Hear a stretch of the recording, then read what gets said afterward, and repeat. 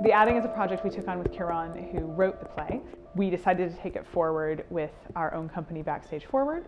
It's about this couple, and we're following them through, as we say, the greatest sins of their lives. So in approaching the adding, we have to start from the location, and we had to think about what this place looks like, where we are, these different scenes, and how we approach each of them, so the audience knows exactly where these characters are on their journey and where they are physically in the space.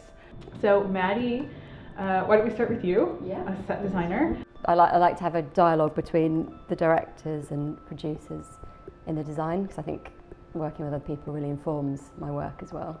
This is the model for the cockpit theatre where the show will be. The main component of the set will be these two doors, and they'll be used to represent different locations. Slightly different paint techniques on each side, so they'll create quite a few different looks when they're moved around. They'll be quite light, so they'll be able to be moved around by the cast. And there'll also be potentially this dip-dyed piece of muslin that will hang over the black curtain at the back of the space, which will capture the shadows and be used hopefully in the show as well. I really like quite surreal, strange plays, so that really appealed to me.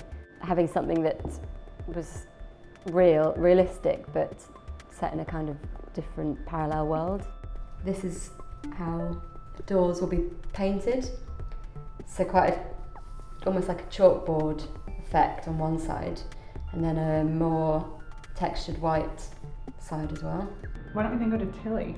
Yeah. With the puppet. It's really nice when puppetry is given a main lead or a main character role, as opposed to being a bit of fluff on the side. I'm building a puppet. It's the old woman character who, as I said, was like the narrator kind of guy. She's always there. She's a different sort of thing because she is a full human who has to work and move like we do, so that's difficult. And when they're in the sort of afterlife-y bit, she's like very present. So what I've ended up with is like this quite stark naked old lady, but we were talking that's a very bold statement to have on stage, this frail, fragile, naked old lady. And also she would still be very, very there all of the time.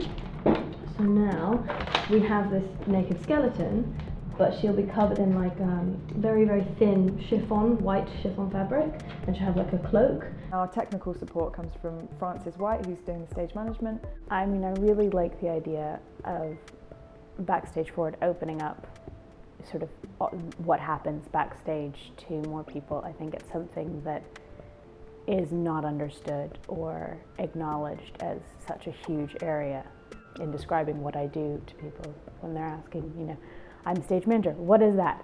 Well, there's a very, you need to describe a lot of things for people to understand what the stage manager does. And lots of times actually, and most of the time on a show this size, you don't really need a stage manager to call the show, but we're gonna do it. So that they can hear a cue being called or getting prepped and then hear it or see it go.